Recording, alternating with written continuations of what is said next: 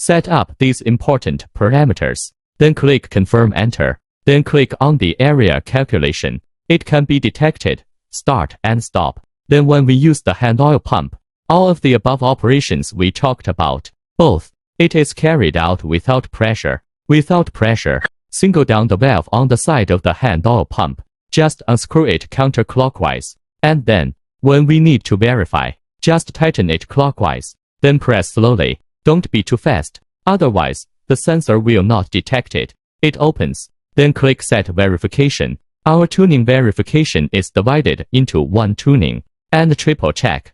Then click Set Start Stop again. Tighten the check valve. Then slowly press OK. So that's our actual setting pressure. 1.68 trillion. Then we'll click Check again. Start and stop. You can see it. The displacement has gone a total of 0.285 毫米. The setting pressure is 1.68.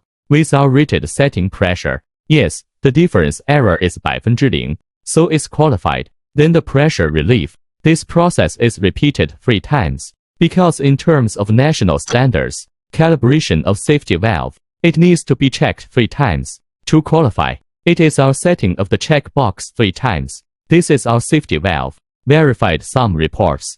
Here's the curve verifier date.